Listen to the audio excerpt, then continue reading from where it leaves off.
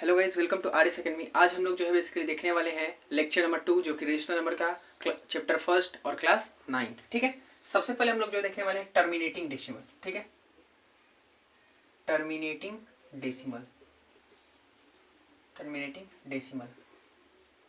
तो basically terminating decimal क्या होता है? तो बेसिकली टर्मिनेटिंग डेसिमल वो होता है जो डेसिमल के बाद आप लोग देखते हैं कि वो फाइनाइट नंबर ऑफ डिजिट के बाद क्या हो जाए, खत्म हो जाए। जो भी हम लोग का रेशनल नंबर जो है जो फाइनाइट नंबर ऑफ डिजिट के बाद खत्म हो जाएगा तो उसको हम लोग क्या बोलेंगे, टर्मिनेटिंग डेसिमल बोलेंगे। ठीक है, डेसिमल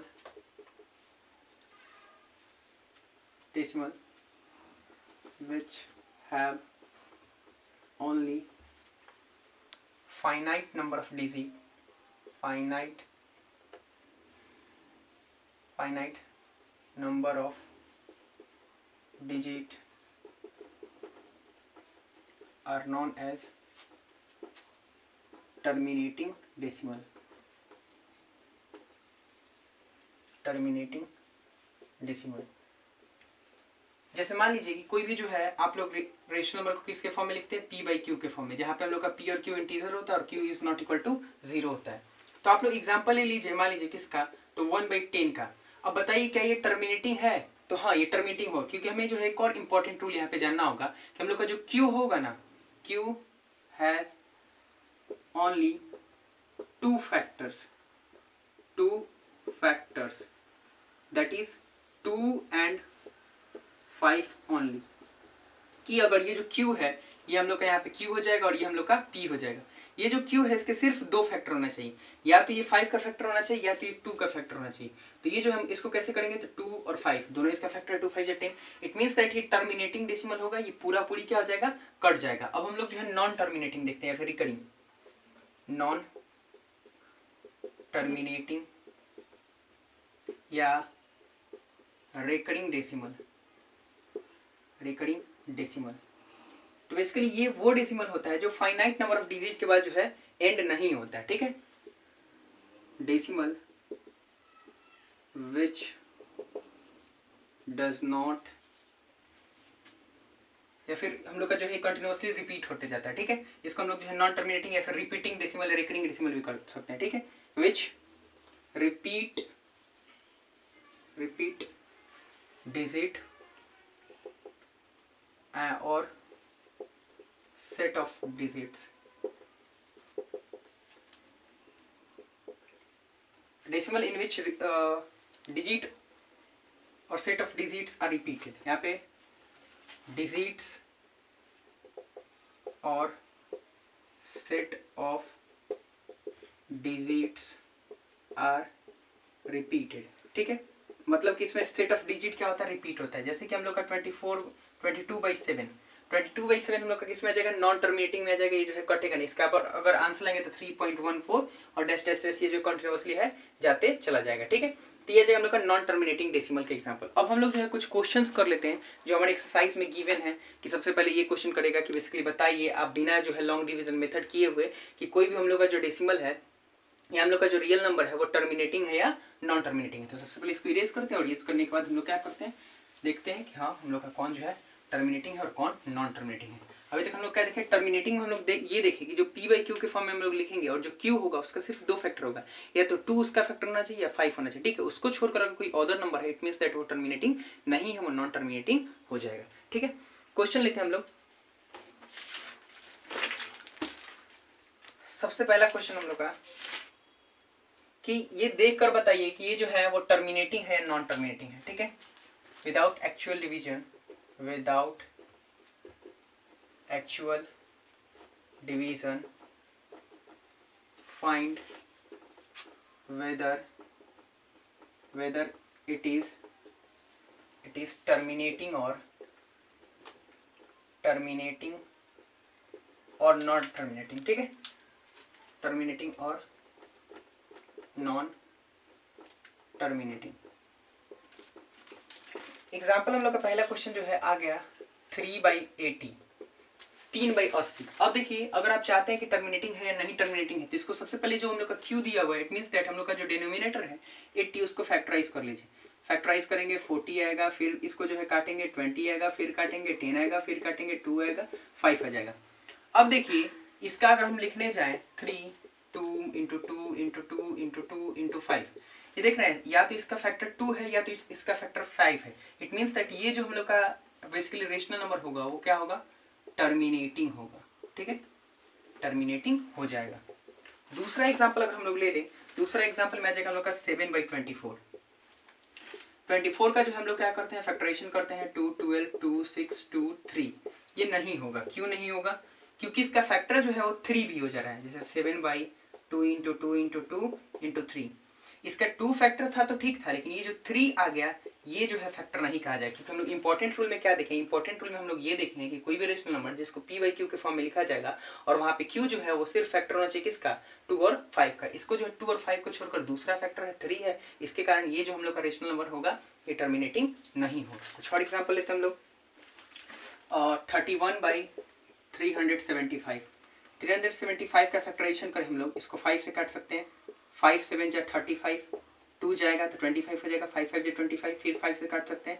5 15 5 जा 75, फिर 5 से इसको काट सकते हैं, 3 आएगा। ये भी नहीं कटेगा, क्यों, देखिए 5 था तो फैक्टर इसका ठीक था कि हाँ भाई चलिए इसको हम 31/3 into 3 into sorry 5 into 5 into 5 into 3, तो 5 था तो कोई बात नहीं था, लेकिन ये जो 3 आ गया ये नहीं आना चाहिए। इसके कहने का मतलब है कि नीचे सिर्फ जो है या तो 5 आए या तो 2 आए या दोनों आए, लेकिन इसको छोड़कर कोई और नंबर ना आए। अगर इसको छोड़कर के कोई भी नंबर आ रहा है इट मीन्स दैट हम उसको जो है टर्मिनेटिंग नहीं मानेंगे। ठीक है, ये तो हम लोग का हो गया। अब जो है हम बेसिकली जो है आगे जो है इसमें इंपॉर्टेंट एक क्वेश्चन आता है बेसिकली कि जो रिपीटेड डेसिमल होता है उसको बोलता है कि इसको p/q के फॉर्म में आप रिप्रेजेंट करिए, कि कैसे जो है आप इसको p/q के फॉर्म में रिप्रेजेंट कर सकते हैं, या फिर रिकरिंग डेसिमल का। जैसे कि एग्जांपल ले लें हम 0.2, इसको जो है रिप्रेजेंट करना है p/q के फॉर्म में। ठीक है, express in the form of p/q। इसको बोला कि p/q के क्या करिए, फॉर्म में एक्सप्रेस करिए। बहुत ईजी है, हम लोग जो है क्या किसी इस नंबर को x के बराबर मान सकते हैं। इसी तरह x के बराबर मान लीजिए कि हाँ लीजिए let x is equal to 0.2। क्या हम इसको इक्वेशन 1 मान सकते हैं, हाँ मान सकते हैं। अब एक और चीज यहाँ पे नोटिस करिए कि डेसिमल इसके ऊपर जो है बार लगा हुआ है। ठीक है, हाँ इसके ऊपर बार लगा हुआ है, इट मीन्स दैट ये जो 2 है वो रिपीट हो रहा है, इसके ऊपर बार लगा हुआ है। तो हम इसके ऊपर बार लगा सकते हैं, या फिर हम लोग जो है ऐसे भी लिख सकते हैं 2 2 2 2 डैश डैश डैश लिख सकते हैं, हम लोग बिल्कुल इजीली लिख सकते हैं। अब आप बताइए कि डेसिमल के बाद जो है कितना डिजिट है, इधर एक डिजिट है। इट मीन्स दैट अगर एक डिजिट रहेगा तो 10 से मल्टीप्लाई करिएगा, अगर 2 डिजिट रहेगा तो 100 से, अगर 3 डिजिट रहेगा तो 1000 से। ठीक है, तो इस तरीके से हम इसको मल्टीप्लाई कर सकते हैं। और ये जो क्वेश्चन है बेसिकली हाफ ईयरली के एग्जाम में अगर फर्स्ट चैप्टर से क्वेश्चन आता है तो इससे जो है बेशक है कि क्वेश्चन रिप्रेजेंट करने के लिए देता है लोग, सॉरी इसको जो है बताता है, बोलता है लोग कि इसको जो है p/q के फॉर्म में चेंज करो। तो यहाँ पे अब देखिए यहाँ पे कितना मल्टीप्लाई करना पड़ेगा, तो 10 से मल्टीप्लाई, यहाँ पे लिख दीजिएगा लोग कि मल्टीप्लाई बोथ साइड बाई 10। ये जो एक्सरसाइज है इसका सबसे इंपॉर्टेंट क्वेश्चन यही रहता है। ये तो पहले बेसिक क्वेश्चन आता था, इसका एक कंबाइंड फॉर्म में आता है कि उसमें 2 डेसिमल दिया रहता है, दोनों को पहले सॉल्व करना रहता है और फिर उन दोनों को जो है जोड़ करके फिर लाना रहता है। तो एक अगर हम लोग एक वाला कर ले रहा है तो 2 वाला भी इजीली हो जाएगा। अब दोनों साइड किससे मल्टीप्लाई करना है, 10 से। तो अगर 10 से x में करेंगे तो ये 10x हो जाएगा, और 10 से इधर करेंगे तो 2.2222 डैश होते चला जाएगा। ये हम लोग का इक्वेशन नंबर 2 हो गया। अब बताइए इक्वेशन 1 और इक्वेशन 2 में बड़ा कौन है, क्यों बड़ा कौन है पूछ रहे हैं, तो क्योंकि हमको क्या करना है, सब्ट्रैक्ट करना है। तो बड़ा है हम लोग का कौन सा वाला, दूसरा वाला। तो subtract equation 1 from equation 2। Equation 2 में से क्या करिए, इक्वेशन 1 को सब्ट्रैक्ट करिए, 2.2222 डैश चला जाते जाएगा। ये हम लोग का x is equal to 0.2222 dash dash चला जाएगा। अब यहाँ पे माइनस करिए, इधर भी डैश डैश इनफाइनाइट तक जा रहा है, इधर भी डैश डैश इनफाइनाइट तक जा रहा है। इधर का पूरा कैंसिल हो जाएगा, 2 में से 0 जाएगा बचेगा 2। 10x में से 1x चला जाएगा बचेगा हम लोग का 9x। अब हम लोग का 9 इधर मल्टीप्लाई में, इधर आ गया तो डिवाइड में, दैट इज 2/9। ये हम लोग का p/q के फॉर्म में रिप्रेजेंट हो गया। तो इस तरीके से हम लोग क्या कर सकते हैं, रिप्रेजेंट कर सकते हैं। इस एक जो हम लोग इसका कंबाइंड फॉर्म वाला जो है देख लेते हैं एग्जाम्पल। ये तो हम लोग का एक हो गया, समझ में आया क्या, देखिए नहीं भी समझ में आएगा तो फिर से समझ में आ जाएगा। अब हम लोग जो है इसका कंबाइंड फॉर्म देखते हैं कि हम लोग जो है 2.36 और क्वेश्चन है express 2.36 plus 0.23 as fraction in simplest form. तो सबसे पहले जो अभी हम लोग मेथड देखे हैं उससे क्या करना पड़ेगा, इसको करना पड़ेगा, फिर इसको करना पड़ेगा, और तब जाकर जो है हम क्या कर पाएंगे, इसको जो है जोड़ करके बता पाएंगे पी बाई क्यू के फॉर्म में। तो चलिए सबसे पहले हम लोग मान लेते हैं कि x इज इक्वल टू 2.36 है, 36 है dash dash dash equation number 1। ठीक है, यहाँ पे लिख लेंगे आप let x is equal to ये। ठीक है, अब देखिए डेसिमल के बाद जो है कितना डिजिट पे रेखिंग लगा हुआ है, 2 डिजिट पे। इसका मतलब कि 2 डिजिट दो रिपीट हो रहा है, इसका मतलब ये कि हमें दोनों साइड जो है 100 से मल्टीप्लाई करना पड़ेगा, मल्टीप्लाई बाई 100 बोथ साइड। दोनों साइड क्या करिए 100 से मल्टीप्लाई करिए। अगर x में हम 100 से मल्टीप्लाई करेंगे तो ये हो जाएगा हम लोग का 100x, और इधर हम लोग मल्टीप्लाई करेंगे तो ये हो जाएगा हम लोग का 236.36 dash dash dash equation number 2। हो गया, क्लियर है? हाँ क्लियर है। अब क्या करिए, इसको सब्ट्रैक्ट करिए, subtract equation 1 from equation 2। Equation 2 में से इक्वेशन 1 को सब्ट्रैक्ट करिए। 100x इज इक्वल टू 236.3636, और यहाँ पे हम लोग हो जाएगा x इज इक्वल टू कितना 2.3636 डैश डैश डैश जाते चला जाएगा, 3636 वाला पूरा खत्म हो जाएगा। इधर हम लोग का क्या बचेगा, सब्ट्रैक्ट करेंगे तो इधर हम लोग का बचेगा 234, और इधर हम लोग का बचेगा 99x।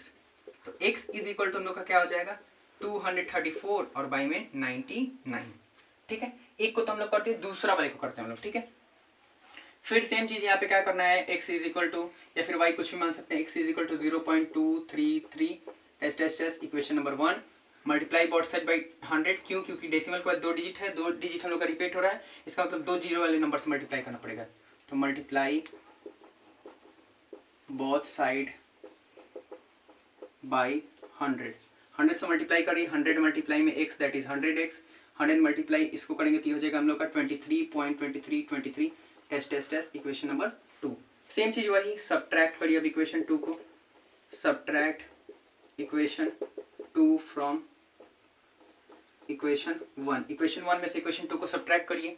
ठीक है, इक्वेशन 2 में से इक्वेशन 1 को सब्ट्रैक्ट करिए तो 100x is equal to 23.2323 dash dash dash चले जाएगा, x is equal to 0.2323 dash dash dash. इतना हम लोग का खत्म हो जाएगा। यहाँ पे बचेगा हम लोग का 23, और यहाँ पे 100 में से एक x जाएगा 99x। x is equal to हो जाएगा 23/99, या फिर इसको आप y भी मान सकते हैं। अब इसके जगह पे इसका वैल्यू पुट कर दीजिए, इसके जगह पे इसका वैल्यू पुट कर दीजिए। तो इसके जगह पे 234/99 प्लस 23/99, बेस सेम है, आराम से इसका एलसीएम 99 हो जाएगा। दोनों को जोड़ दीजिए, 3 और 4 कितना हो जाएगा 7 हो जाएगा, 3 और 2 कितना हो जाएगा 5 हो जाएगा, और हम लोग का 2 का 2 हो जाएगा। तो यहाँ पे हम लोग का ये क्या होता है, क्लियर हो जाता है कि हम लोग को जो है इसको क्या कर सकते हैं, हम लोग जो है इसको रिप्रेजेंट इस तरीके से कर सकते हैं। ठीक है, मिलते हैं हम लोग नेक्स्ट वीडियो में। ठीक है, अगर आपको कोई भी डाउट है तो आप क्या कर सकते हैं, सिंपली कमेंट कर सकते हैं, और आपको जो है क्या कीजिएगा इस पे लेक्चर मिल जाएगा। ठीक है, अगर वीडियो अच्छा लगा तो आप लोग लाइक कर सकते हैं और सब्सक्राइब कर सकते हैं। Thank you.